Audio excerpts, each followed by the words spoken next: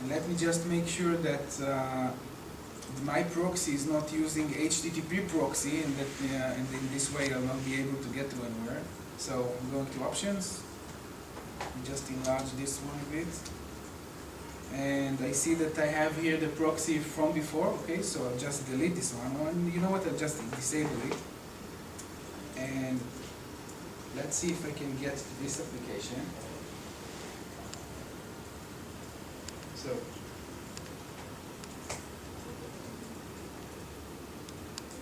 see that it is here, but the proxy didn't catch the request, maybe because intercept was off. Let me try it again. So I can see that the web proxy caught the request, and here it is.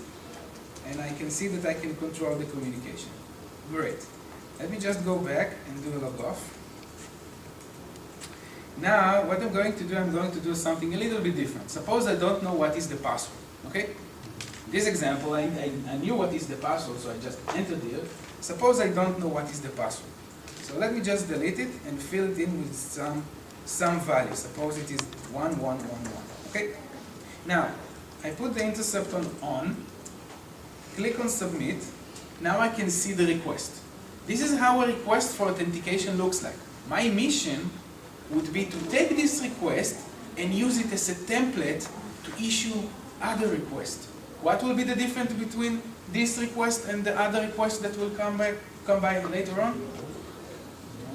What do you think will be the difference between those two? What is the part that is going to change? Everything will be the same, only that the password will be changed. So I'm going to run a loop on the password. I'm going to use the rest as is, but only the password should be changed. So I'm showing you now a new section in Verb, which is called the intruder. So I'm taking this request, clicking on action, and send to intruder. Intruder allows me to look at the request as a template, but it allows me to define specific places which are going to change. So suppose I want the password to be changed, okay? As you can recall, I just enter 11111, okay?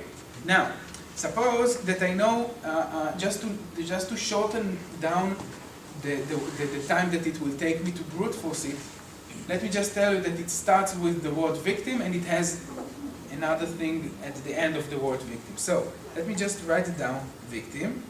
And in order to mark the rest of the password, I'm going to add a variable. It looks something like this. It tells the tool to use victim, and after that something. Okay, I didn't say what is something yet, so let me just define it. So I'm going to payload, and I'm going to tell it how to fill in the value of this variable. Okay, so I can select this value from different types of sources. I can select it from a list, I can select it from a file, from custom iterator. For our example, I will select it as a number, okay? Now all I have to do is tell it to run from 1 to, let's say, 10,000, okay?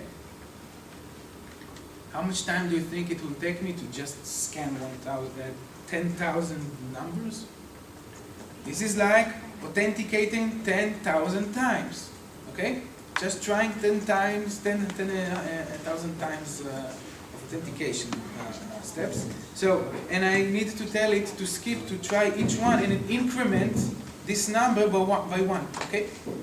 So, when I enter the 1, it tells me that counting is exactly 10,000 steps, okay?